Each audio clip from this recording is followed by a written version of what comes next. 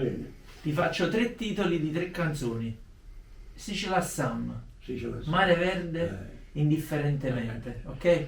Sono state le mie... Dammi un ricordo, se puoi, di ognuno di questi Allora, pezzi. penso che quando io incise Sicila Sam, prima di incidere Sicila Sam, la mia fortuna è stata questa signorina, la signorina Valentina Bideri, che sarebbe la sorella di Ferdinando Bideri, il fondatore della Bideri, che poi c'è stato Luciano Bideri, ci sta Paolo Bideri. Tu stai registrando tutto. Certo.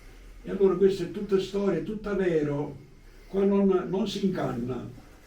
Assolutamente, tanto si sente. E allora, si sente bene. che cosa è successo? Che ebbi la fortuna di essere sentito da questa Valentina Bideri, che già era morto Ferdinando Bideri. La Valentina Bideri era la sorella di questo Ferdinando Bideri, che poi i nipoti Paolo e Luciano erano giovanottelli, capisci? Lei doveva dirigere questa grande edizione e lei mi volle ascoltare. Come? E perché? Perché Renato Rucco sarebbe chi le ha fatto sospirare una canzone, chi le ha fatto un sacco di belle canzoni ai Festival di Napoli, ma non ha avuto tanta fortuna come Cioffi, Pisano, Rendere, Mazzocca, eccetera, come compositore.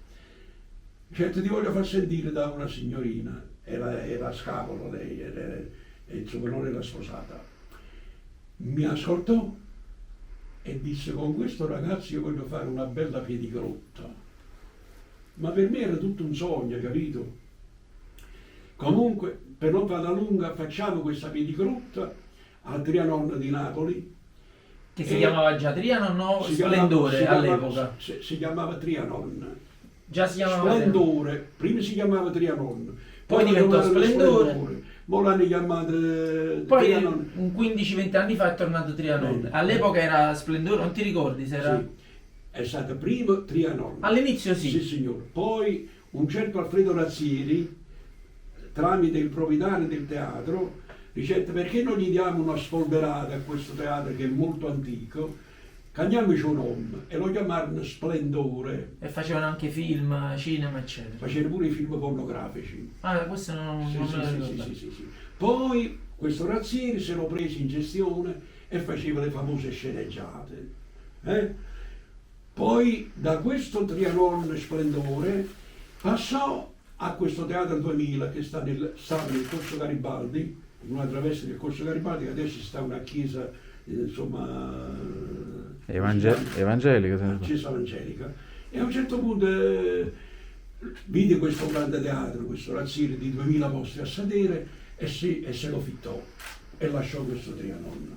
E lì è nata questa Sicila Sam. Incidemmo questa canzone e vedete bene che vendettero allora la Royal 500.000 copie, 500.078 giri, che però a me non mi davano la percentuale, perché sai... Tu eri pagato per cantare? Anzi dovevo dare io qualcosa a loro, perché per fare uno spettacolo del genere, una piedigrotta, ci vogliono i soldi. E devo dire la verità, mi fecero un bel regalo di soldi all'epoca, che per me erano moltissimo. Non mi ricordo quanto mi regalarono, ma non milioni, ma comunque. Però da quel fatto lì è nato che poi, guarda quanto uno deve essere fortunato, perché ci vuole anche la fortuna, perché se tu hai una bella voce e hai una bella sagoma, sai parlare e non hai fortuna, non farai niente, perché ci vuole fortuna e poi tutto il resto. A questa piedigrotta, vendendo questi dischi, si è sparsa la voce: ma chi è sto Guaglione, chi è questo ragazzo, E mi venne un'imbasciata da una persona, dice: sai, quello Furio Rendine ti vuole. Furio Rendine chi è? È il suocero di Papaccio, che è stato un grande artista. A livello di Pasquariello, Donnarumma, Mignonetta, Ria Rose, tantissimi. E andai a questo ufficio suo che stava in galleria e mi fece sentire questa canzone che si chiamava Canzone all'antica. E da lì ho fatto il primo festival, pensi un po', 59 la piedigrotta, 60 il primo festival di Napoli. Io non avevo 21 anni, ma ne avevo 20, perché sono del 41, per fare 20 anni passa a 61, e invece era 60 e ne avevo 20. Non potevo partecipare perché il bando diceva non possono partecipare i cantanti minorenni. Minorenni, diciamo. Non lo so come fu, partecipai. Dopodiché arrivò Mare Verde. Mare Verde Di Marotta. Di Marotta. Mi arrivò questa telefonata a me. Dice, senti, io sono Marotta. Ah, ti chiamo direttamente Giuseppe Marotta. E quindi, allora va bene, dico, ma chi mi stanno sfottendo, insomma, mi vogliono sfruguliare. Dice, senti, io ho una canzone per te. Diamoci un appuntamento, in Galleria ci prendiamo un caffè e io te la faccio sentire. Se ti va, perché a me mi piace tu come canti e mi piacerebbe che la faresti tu questa cosa. Anzi, ti faccio fare anche il provino a te. Ci incontrammo, mi è piaciuta questa canzone, per me è stato un grande onore essere telefonata da Marotta.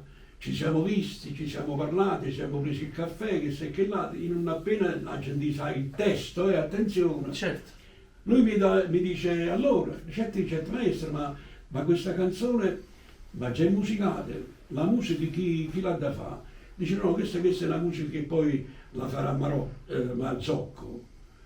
E così è nato Mare Verde, abbiamo fatto il provino, tutto quanto, è il tuo festival, è stato accettato. E quando mi sono visto accoppiato con Milva, ha detto, ma chi sono pazzo, lo fanno bene. Certo. Perché Milva veniva dal Festival di Sanremo, che aveva vinto il terzo premio in mare nel cassetto.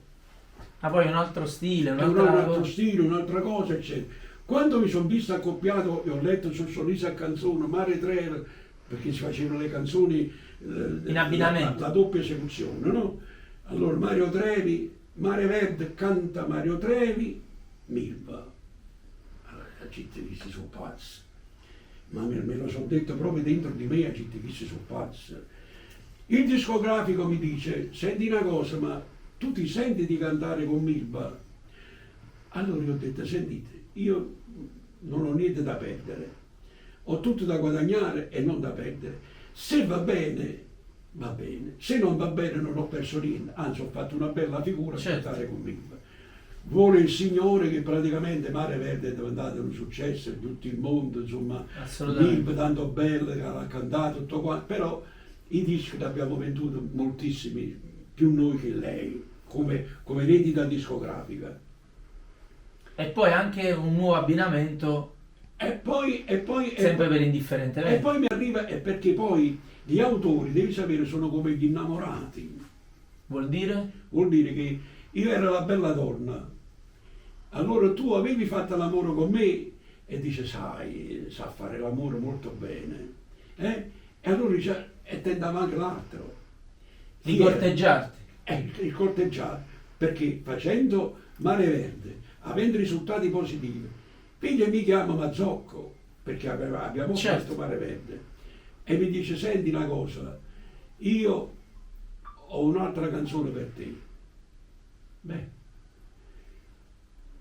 te la faccio sentire, vieni a casa. E andammo al Corso Garibaldi, lui abitava al Corso Garibaldi, andammo a casa sua, io ho ascoltato Indifferentemente, abbiamo fatto il provino, l'abbiamo mandato al festival e abbiamo vinto il secondo premio. Allora pensi che nel 61 il secondo premio con Mare Verde, 63 con Indifferentemente il secondo premio. Nel 64... Scusami, l'abbinamento con Mario Abate come l'hai vissuto? Quelle erano sempre le case discografiche, certo, che facevano questi accordi, perché usciva il Sorriso a Canzoni. Allora, no, il fatto di stare con un altro Mario, sì, come ti faceva sentire? Perché niente, noi ci siamo visti perché già eravamo amici, insomma, eccetera, no? Perché ho frequentato il primo festival di Napoli, il secondo festival nel 61, e allora ci conoscevamo. Chiaramente io cercavo di stare bene con questi grandi artisti, capisci? Certo. E di trovare una sintonia. E poi è uscito in mezzo questo fatto che Mario Abate cantasse con me o io con lui Indifferentemente, sempre attraverso questo Sorriso e Canzoni di abbinamenti. Poi nel 64 ho fatto una canzone che si chiamava "Ma parlano di te", di Antonio Vianna, un altro grande autore. E la cantavamo io e Robertino, hai capito?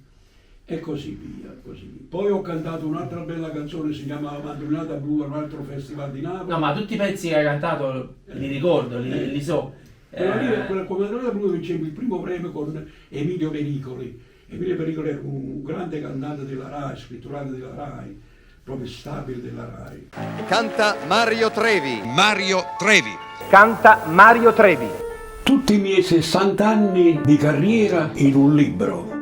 Qui dentro ci sono tutti i miei festival di Napoli, le belle premiazioni, primo premio, secondo premio, terzo premio, tutti i miei pensieri, tutte le mie paure, tutte le mie emozioni. Beh, cosa dire di Mario Trevi? Indubbiamente uno dei più grandi interpreti della canzone napoletana. Mario Trevi è Napoli, Mario Trevi è vale, come sei su è Napoli, capito? Indifferentemente, incredibile, è lui nel mondo. La voce di Mario Trevi rimarrà per sempre come un grande documento di come si devono interpretare le canzoni napoletane. È uno di quei pochi che rappresenta la vera canzone napoletana. Che oggi la canzone napoletana che cos'è? Qual è? Non lo sappiamo più.